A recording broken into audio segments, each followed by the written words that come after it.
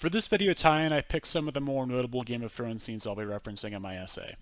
They all cover discrimination and bigotry, which is covered very well in our book's discussion on culture and media.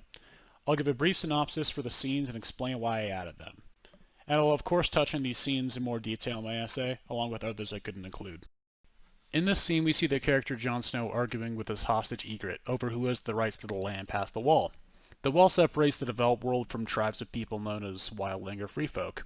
It's clear here that this is a real-world reference to immigration, and I felt it was important to touch on. You think you're better than me, Crow?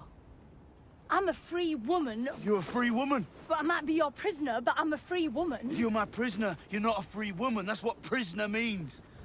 And you think you're free? You swore some stupid oath, and now you can never touch a girl. It was my choice to say the words. So you don't like girls? Of course I like girls. But you chose never to touch them. That's the price you pay if you want to be a man of the Night's Watch.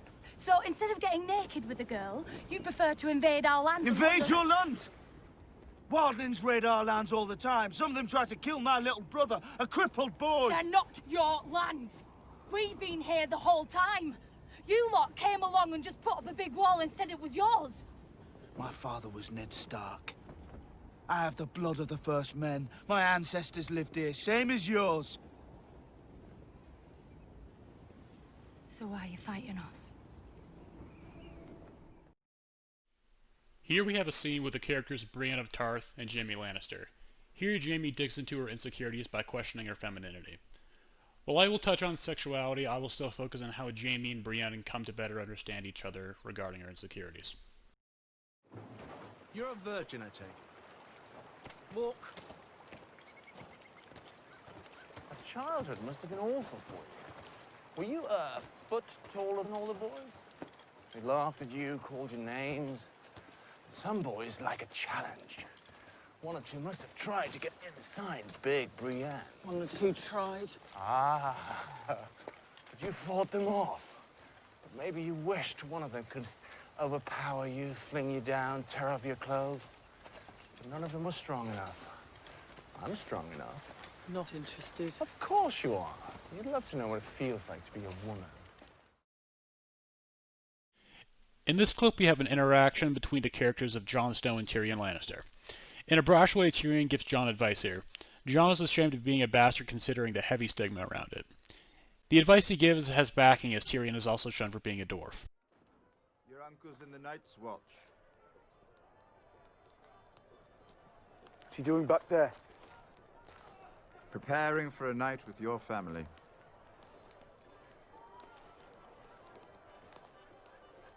I've always wanted to see the Wall.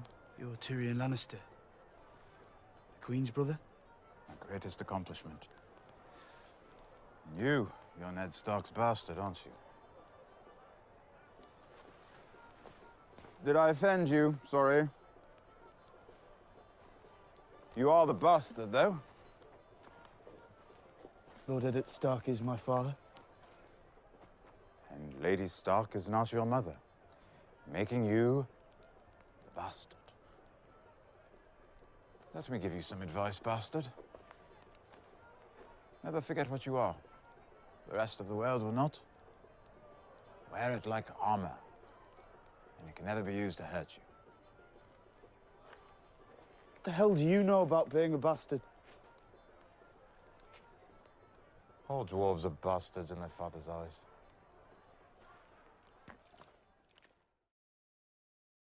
Here we have a scene of Tyrion being put on trial for the death of the king, a crime he didn't commit.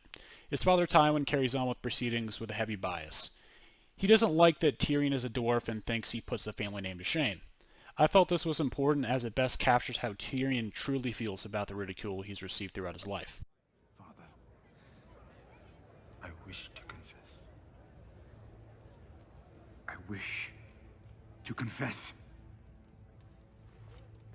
You wish to confess? I saved you. I saved this city and all your worthless lives. I should have let Stannis kill you all. Tyrion! Do you wish to confess? Yes, Father. I'm guilty. Guilty? Is that what you want to hear? You admit you poisoned the king? No. Of that I'm innocent. I'm guilty of a far more monstrous crime. I'm guilty of being a dwarf. You are not on trial for being a dwarf. Oh, yes I am. I've been on trial for that my entire life. Have you nothing to say in your defense? Nothing but this. I did not do it. I did not kill Joffrey, but I wish that I had. Watching your vicious bastard die gave me more relief than 1,000 lying whores. I wish I was the monster you think I am. I wish I had enough poison for the whole pack of you. I would gladly give my life to watch you all swallow it. Sir Merrin! Sir Merrin! Escort the prisoner back to his cell. I will not give my life for Joffrey's murder, and I know I'll get no justice here, so I will let the gods decide my fate. I demand a trial by combat.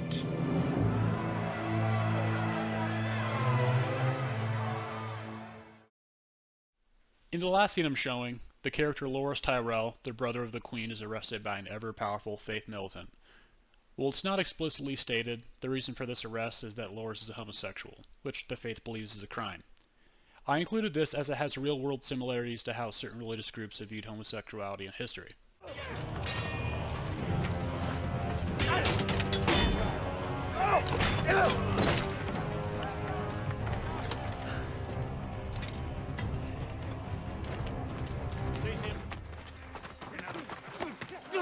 Get your hands off Sir Loras, of House Tyrell, you have broken the laws of gods and men. Who do you think you are? Justice.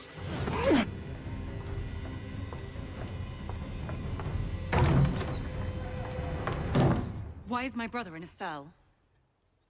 I don't know. I didn't order it. We both know who did.